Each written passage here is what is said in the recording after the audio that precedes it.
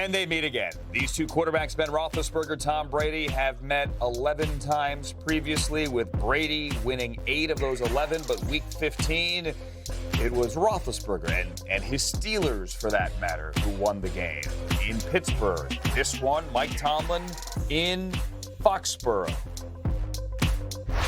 You know, obviously, if you're talking about New England, it starts with Tom Brady, their guy under center. I don't know what I can say about him that hadn't already been said. Got a lot of respect for him as a competitor, as a tactician, as a guy that operates. His arm strength and accuracy is exceptional. His above-the-net game is kind of exemplifies a guy that's probably been on his job for 20 years, you know. He is very difficult to trick.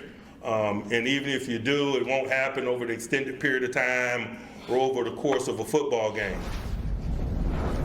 Mike Tomlin earlier today in his introductory Week 1 press conference, he ran down the injuries, although he didn't say much of Didi Kinkabwala because he doesn't have to until the official report comes out tomorrow. But regardless, he had lots of nice things to say about his nemesis, Tom Brady.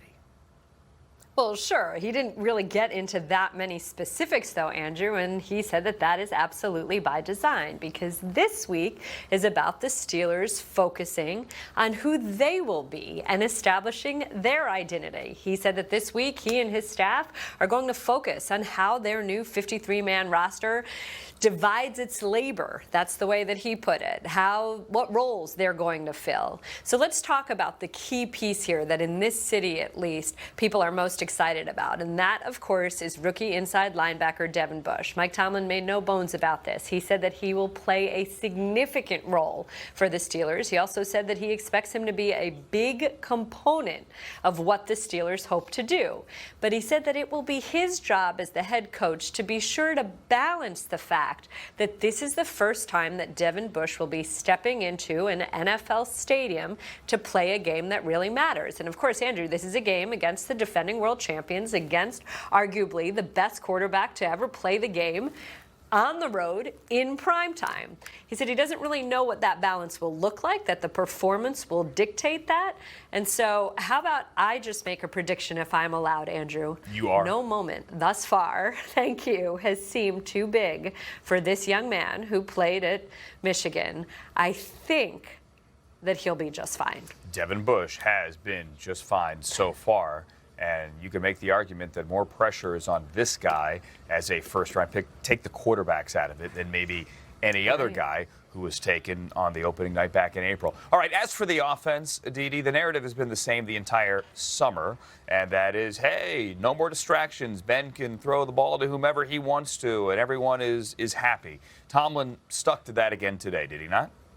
Well, he did, and you know what? Part of this is that multiple of the linemen on this team, of the offensive linemen on this team, have said to me that they feel that Ben is a little bit freer. He's a little lighter. He's not necessarily carrying the weight of, oh my goodness, I need to feed the ball to somebody. And it's not necessarily that anybody is saying that someone was demanding the ball, but by virtue of resume and by virtue of personality, there were indeed a couple players here who sort of dictated that they should get the ball. There's no such person here anymore. Juju Smith-Schuster made that point a week ago when he said, hey, if somebody doesn't get the ball for a couple weeks, no one is pouting.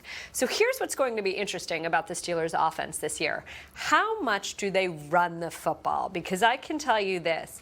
Just about everybody I've talked to on this offense in this locker room talks about how good the Steelers feel they could be running the ball. Behind this veteran offensive line that is playing unbelievably well together and clearly has the mentality to run the ball, and behind these three running backs in James Conner, Jalen Samuels, and Benny Snell, all of whom do things very differently and do things very well. It's a very nice complement to each other. And of course, the Steelers have made the point that after years and years of having one bell cow and one guy to handle all of the running duties, they do expect to spread the ball a bit there in that department as well. So again, Andrew, quite a few questions, but here, nobody feels this is rebuilding or this is a team that is struggling to find its assets. If anything, as the young wide receiver James Washington said to me, he feels that this team has more assets than it's had in a long time. And all of those assets on display in an easy place to play. Sunday night in Foxborough against Tom Brady and the defending